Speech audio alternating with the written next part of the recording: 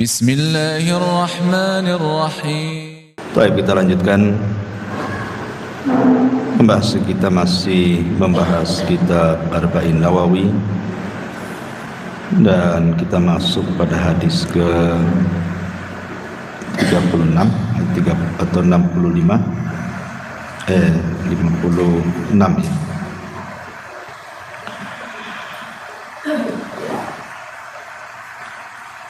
An Abi Hurairah radhiyallahu anhu anin Nabi sallallahu alaihi wasallam,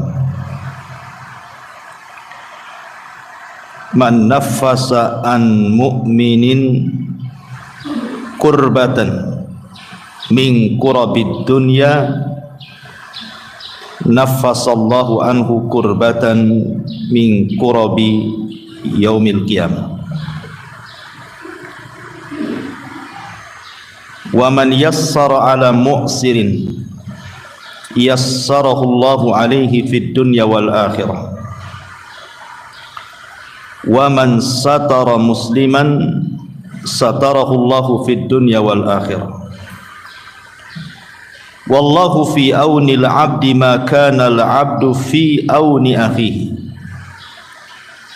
Wa man salaka tariqan yaltamisu fihi 'ilma sahhalallahu lahu bihi tariqan ilal jannah.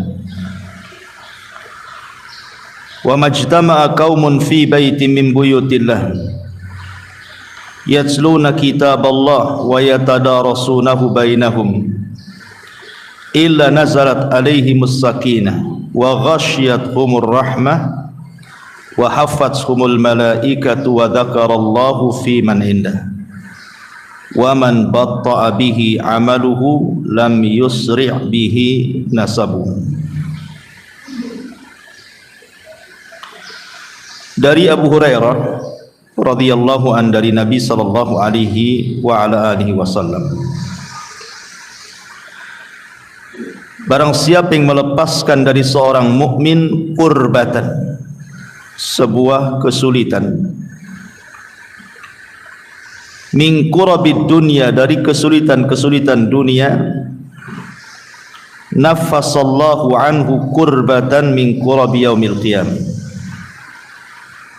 maka Allah subhanahu wa ta'ala akan melepaskan bagi dia kesulitan dari kesulitan-kesulitan hari kiamat. Dan barang siapa yang memudahkan ala mu'sir, kepada orang yang sedang terlilit hutang, yassarallahu alaihi fid dunya wal akhirah, maka Allah akan mudahkan bagi dia di dunia dan di akhirat. Dan barang siapa yang menutup aib seorang muslim, maka Allah akan tutup aib dia di dunia dan di akhirat. Dan Allah subhanahu wa ta'ala senantiasa menolong hambanya selama hamba itu menolong saudaranya. Maka barang siapa yang berjalan mencari ilmu agama, maka Allah subhanahu wa ta'ala akan mudahkan jalannya menuju surga. Dan tidaklah sebuah kaum berkumpul di salah satu rumah daripada rumah-rumah Allah, mereka membaca kitab Allah dan mempelajarinya, kecuali akan turun kepada mereka ketenangan dan akan diliputkan kepada mereka rahmat, dan akan diturunkan kepada mereka para malaikat, dan Allah sebut mereka di sisi makhluk yang ada di atas sana. Maka barang siapa yang lambat amalannya, tidak bisa dikejar dengan nasabnya. Baik,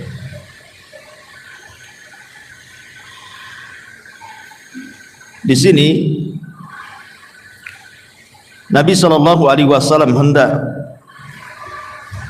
menjelaskan kepada kita tentang amalan-amalan yang istimewa. Karena amalan itu ada dua macam. Ada amalan-amalan yang bermanfaat untuk diri sendiri, ada amalan-amalan yang bermanfaat untuk orang lain. Dan amalan yang sifatnya mutaaddi, bermanfaat untuk orang lain itu jauh lebih utama dibandingkan amalan yang sifatnya kembali kepada diri kita. Nah, dalam hadis ini Nabi SAW hendak menjelaskan amalan-amalan yang manfaatnya bukan hanya untuk kita tapi juga untuk orang lain. Yang pertama, man naffasa, barang siapa yang nafas. Nafas itu artinya wasiah, meluaskan, memudahkan bahasa kitanya. An mu'minin, dari seorang mukmin, kurbatan. Kurbah itu artinya kesulitan, karena manusia itu tidak lepas daripada kesulitan. Sebab kalau orang lagi sulit itu dunia yang luas jadi sempit masalahnya. Rumah yang luas terasa tidak punya rumah. Otak yang encer pun jadi beku gitu. Jadi orang-orang yang sedang kesulitan apa saja,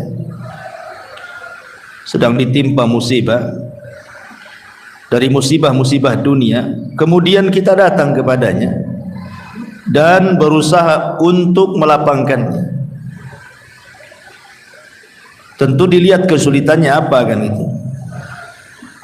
Kalau memang dia sedang dirundung sebuah permasalahan, ada orang-orang yang cukup ekonominya, cukup segala-galanya, tetapi hatinya tidak cukup sehingga murung, sedih gitu. Berarti kita datang itu hanya untuk menghibur dia saja, memasukkan kesenangan kepada hatinya supaya tidak murung. Nah, itu juga bagian daripada melepaskan kesulitan dia. Maka orang-orang yang melepaskan kesulitan orang lain di dunia, apa saja kesulitannya, namanya manusia pasti akan mengalami kesulitan, pasti mengalami kesulitan.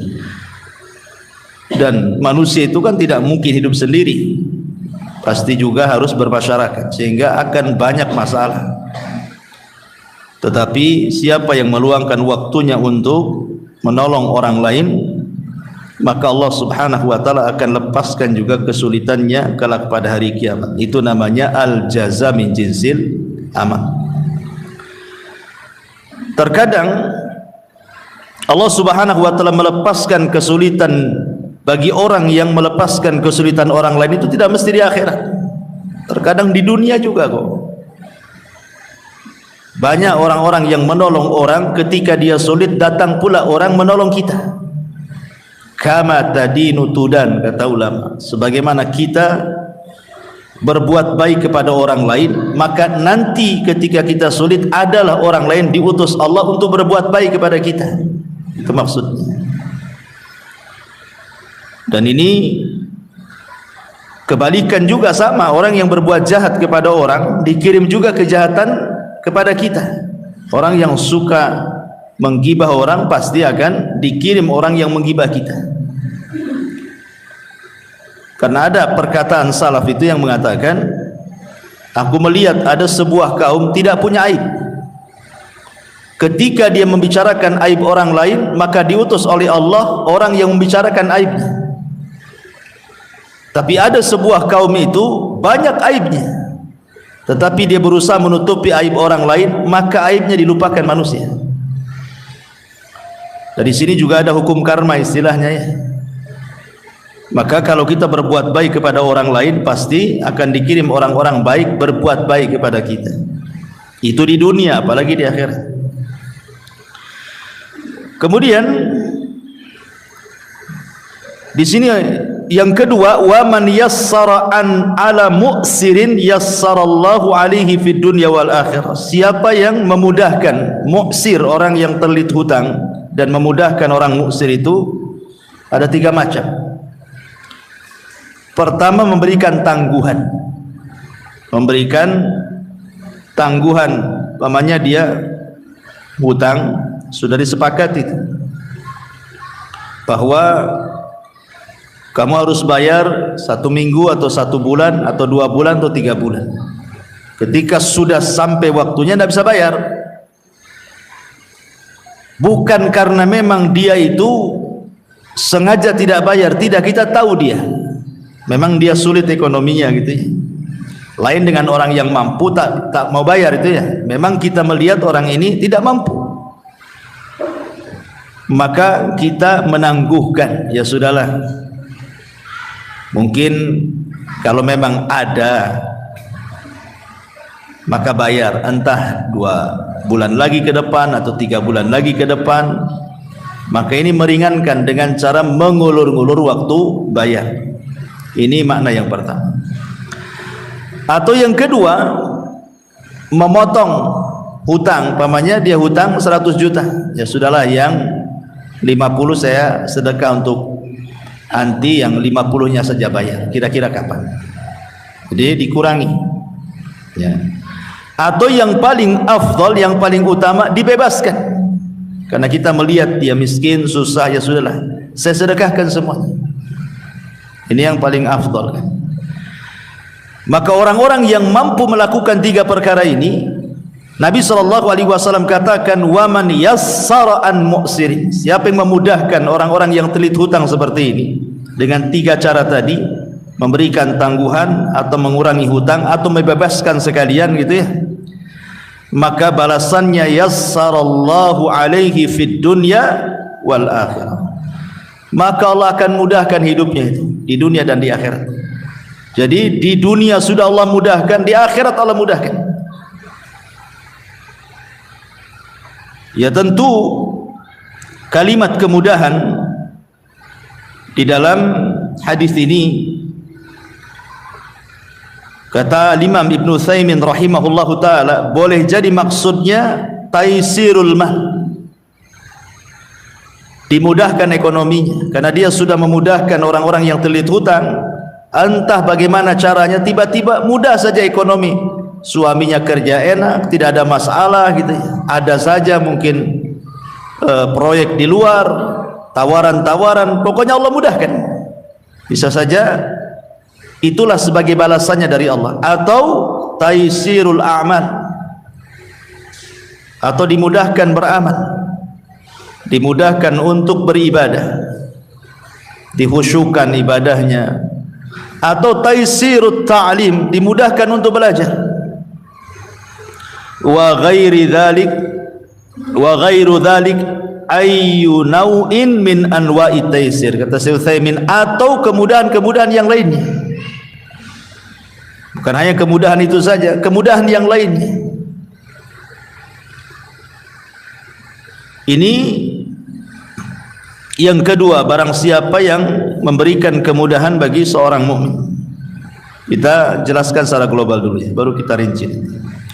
Kemudian yang ketiga, wa man satara musliman satarahullahu fid dunya wal akhirah. Siapa yang menutup aibnya seorang muslim di dunia, maka Allah Subhanahu wa taala akan tutup aibnya di dunia dan akhirat. Menutup aib itu ada 3 jenis. Pertama, ada orang ini secara zahir ya, maksudnya nampaknya orang baik. Jadi ibu nampak orang yang, ya ibu tahu dia punya aib. Siapa sih manusia yang tidak punya aib? Pasti punya aib. Tapi ada orang itu secara zahir memang orangnya baik, taat gitu ya, ibadahnya, penampilannya nampak. Maka kalau orang seperti ini, ibu wajib tutup aibnya. Ibu wajib tutup aibnya. Kalau nampak dia orang baik, dari segi penampilannya, dari segi ibadahnya, zahirnya ya, maka tidak boleh dibuka aibnya, bahaya. Membuka aib orang baik itu bahaya.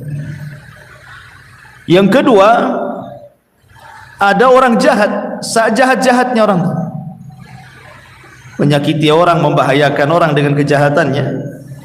Mungkin dia preman atau apa gitu ya. Maka kata para ulama, boleh kita bongkar aibnya hanya untuk mencegah kejahatannya saja, hanya untuk tarbiyah supaya dia sadar. Ini yang kedua. Yang ketiga, zahirnya tidak tampak. Saya tidak tahu dia orang baik, orang enggak baik, saya tidak tahu. Karena dikatakan orang baik tak nampak zahirnya, dinampakkan orang jahat pun saya belum pernah melihat kejahatannya. Ragu-ragu antara orang baik, orang jahat. Maka hukum yang ketiga tetap asal adalah hukum menutup aibnya. Hukum asal menutup aibnya. Ini tiga orang yang harus dipahami tentang masalah satru al-aurah di sini. Man satara musliman, barang siapa yang menutup aibnya seorang muslim, artinya menyembunyikan, menutup, tidak menyebarkan, cukup kita yang tahu saja, maka Allah Subhanahu wa taala akan tutup aib kita di dunia dan di akhirat. Ini yang ketiga. Kemudian Allah Subhanahu wa taala, Rasul SAW menyebutkan yang keempat, wallahu fi aunil abdi ma kana al abdu fi auni akhihi. Dan Allah akan senantiasa menolong hambanya selama hambanya mau menolong saudaranya. Mau menolong saudaranya. Menolong apa saja, ya. Apa yang bisa kita tolong, nah kita tolong saudara kita. Pamannya ada tetangga butuh kita, dia sedang sakit, kita punya kendaraan, daripada dia sewa, udahlah kita antar saja. Dan macam-macamnya. Kemudian kata Nabi SAW, wa man salaka tariqan yaltamisu fihi ilmah sahalallahu lahu bihi tariqan ilal jannah. Maka barang siapa yang berjalan dalam rangka mencari ilmu agama, maka Allah mudahkan baginya jalan menuju surga. Dan inilah jalan yang paling mudah. Jalan yang paling mudah, jalan pintas menuju surga itu adalah dengan ilmu. Jangankan urusan agama Bu, ya urusan dunia saja mencari alamat kalau tidak ada pengetahuannya kan susah tuh, lama tuh nyarinya. Tapi kalau tahu alamatnya, tahu jalan tikusnya, sebentar saja sampai. Urusan agama juga sama. Kalau kita tahu jalannya nih, dengan banyak beramal, amal-amal tertentu memudahkan orang masuk surga, maka orang berilmu itu akan lebih mudah masuk ke dalam surga dibandingkan orang jahil. Karena orang jahil kan tidak tahu jalannya, macam mana caranya. Kemudian kata Nabi, wa majtama'a qaumun fi baiti min buyutillah yatluna kitaballahi wa yatadarasunahu bainahum. Maka siapa yang berkumpul seperti ibu ini berkumpul di masjid, di rumah-rumah Allah, dibacakan ayat, dibacakan hadis, dipelajari ayat dan hadis tersebut, illa nazalat alaihimus sakinah, keutamaannya adalah akan diturunkan ketenangan kepada orang-orang yang berada di rumah Allah itu. Yang kedua, wa ghasiyatuhumur rahmah, akan diliputi rahmat orang-orang yang bermajlis di situ. Wa haffathumul malaika, malaikat turun dan mengelilingi serta mendoakan ampun untuk dosa-dosa kita kepada Allah. Wa dzakarallahu fi man inda, yang keempat ini yang lebih luar biasa lagi, Allah sebut nama-nama kita yang hadir di majelis tersebut di depan makhluknya yang ada di sana. Maksudnya Allah menyebutkan nama-nama satu persatu di hadapan para malaikat di langit. Dan ini keutamaan para talabatul ilmi. Kemudian Rasul mengakhiri hadisnya, wa man batta'a bihi amaluhu lam yusri bihi nasabuhu. Barang siapa yang lambat amalannya, tidak bisa dikejar nasabnya. Artinya walaupun anda keturunan Habib sekalipun, keturunan Nabi sekalipun, kalau tidak punya amal soleh, percuma itu keturunan itu. Karena pada hari kiamat itu nasab akan terputus. Yang bisa menyelamatkan itu adalah amalnya masing-masing. Baik. Ma'asyiral muslimat yang dimuliakan Allah Subhanahu wa taala. Di sini Nabi SAW ingin mengejarkan secara global akhlak, ya, seorang muslim harus berakhlak dengan senantiasa menolong orang lain atau saudaranya. Ada satu kisah menarik. Abdullah ibn Mubarak rahimahullahu taala, Abdullah ibn Mubarak rahimahullahu taala. Jadi kalau dia safar, entah safar haji atau umroh atau apa saja gitu, maka banyak teman-temannya itu yang ingin safar bersama dia. Jadi teman-temannya mengatakan, wahai Abdullah ibn Mubarak, kira-kira kapan engkau haji? Saya ingin haji sama kamu sama-sama. Saya ingin umroh sama-sama gitu. Tetapi kata Abdullah ibn Mubarak, baik, saya akan mengajak kalian kalau kalian memenuhi 3 syarat, dan aku kasih 3 syarat. Kalau mau safar denganku, lakukan 3 syarat. Kalau siap, aku safar sama kalian. Pertama, semua ongkos aku tanggung. Semua ongkos aku tanggung. Yang kedua, selama perjalanan aku yang jadi muadzin apabila datang waktu sholat. Enggak boleh kecuali aku yang jadi muadzin. Kemudian yang ketiga, selama perjalanan aku yang akan berkhidmat kepada kalian. Aku yang akan menjadi pembantu kalian. Kalau kalian siap, ayo safar denganku. Ya gimana enggak enak safar dengan dia coba. Tiket diongkosi, ya kan Bu? Kalau ibu mau safar ke Jawa, ada yang ongkosi tiket PP, maulah semuanya. Atau kemana gitu kan? Makanya orang suka safar dengan Abdullah bin Mubarak itu, karena tiket ditanggung dia PP coba. Yang kedua, dia pula yang melayani kita gitu. Pemain itu kalau safar zaman dulu kan, kalau lapar kan ya berhenti masak gitu ya. Lain dengan zaman sekarang tinggal singgah di warung. Jadi kalau umpamanya berhenti istirahat, saya yang masakkan kalian, kalian tinggal makan saja. Kemudian yang ketiga, tapi syaratnya juga kalau waktu-waktu sholat datang, aku yang akan menjadi muazzin. Bagaimana Abdullah ibn Mubarak rahimahullahu taala memberikan contoh kepada kita bahwa orang itu dikatakan baik bukan hanya sekedar di lingkungannya saja kan. Orang itu dikatakan baik kalau dia baik di 3 tempat. Ya. Pertama, sebagai tetangga, nampak kebaikan, bertetangga di samping kita. Yang kedua, partner bisnis. Kalau dia bersyirikat dalam bisnis, dia tidak ada masalah, baik orangnya, ya, maka dia orang baik.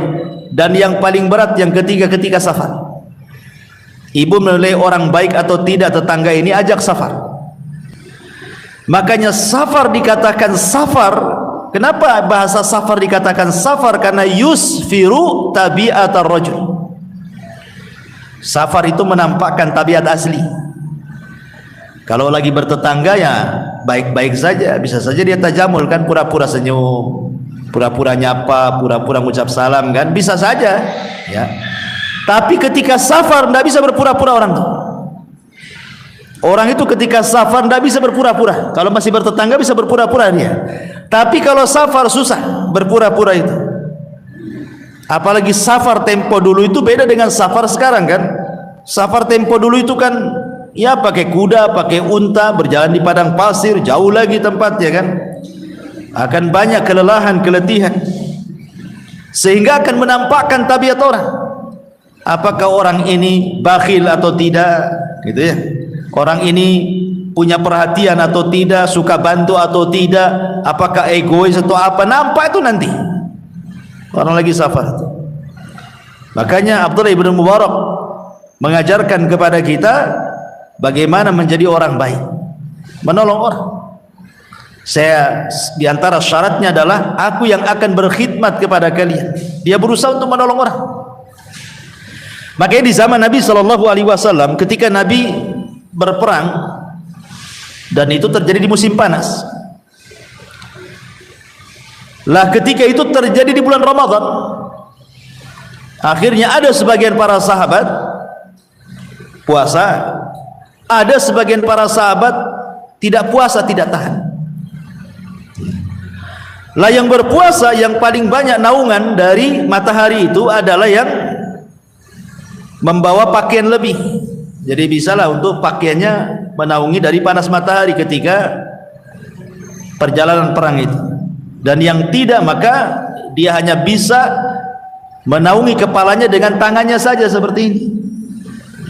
Akhirnya karena jarak tempuh juga jauh, banyak orang-orang yang tidak sanggup, khususnya orang-orang yang berpuasa. Ada sebagian mereka yang kemudian lelah, letih, dan ada yang pingsan karena menahan lapar. Sehingga orang-orang yang tidak berpuasa inilah yang kemudian menyiapkan segalanya. Kalau istirahat, dia menyiapkan tempat istirahatnya, menyediakan segalanya, dan begitu seterusnya. Ketika Nabi SAW melihat orang-orang yang tidak berpuasa itu, mereka sungguh-sungguh menolong orang-orang yang berpuasa. Kata Nabi SAW, "Zahabal muftiruna bil ujur." Sungguh orang-orang yang membatalkan puasa itu telah mengambil pahala orang-orang yang berpuasa, diambil oleh mereka. Karena mereka yang membantu. Sementara yang puasa ya lemah saja kan, tidak bisa apa-apa. Tapi Rasul mengatakan, "Zahaba al-muftiruna bil ujur." Orang-orang yang tidak puasa telah mengambil pahala-pahala orang yang berpuasa. Karena dalam hukum fikih juga bahwa orang yang safar itu ada rukhsah untuk berbuka kan. Kalau dia tidak sanggup, lebih baik berbuka. Bahkan Rasul dengan tegas mengatakan, "Laisa minal birri asyamu fi safar." Tidak ada kebaikan orang yang safar berpuasa. Maksudnya orang-orang yang tidak tahan, tidak sanggup berpuasa, nekat pula dia berpuasa gitu ya. Tidak ada kebaikan dia memaksa puasa ketika safar. Kecuali kalau safarnya tidak jauh, apalagi zaman sekarang dimudahkan dengan pesawat gitu ya. Ya sama saja sebenarnya sih.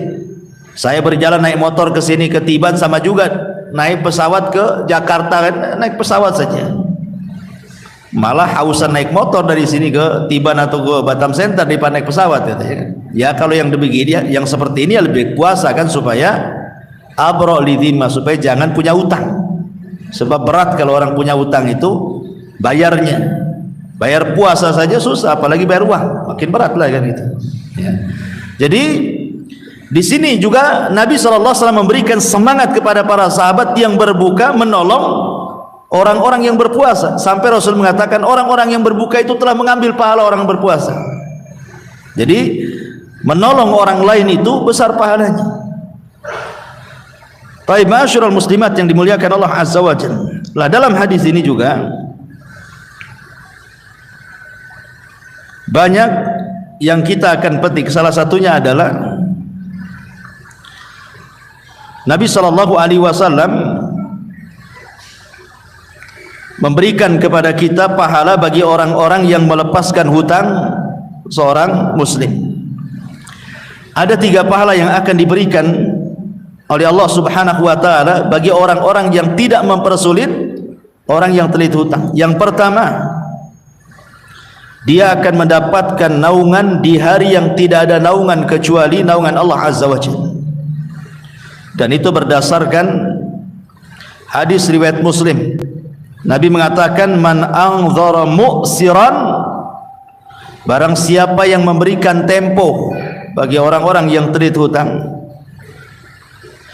ataupun wada'a anhu, ataupun bukan hanya memberikan tempo, melepaskan. Tadi saya katakan melepaskan mungkin separuhnya atau secara keseluruhan, maka Rasul mengatakan, "Adzallahu Allahu fi dhillihi." Maka orang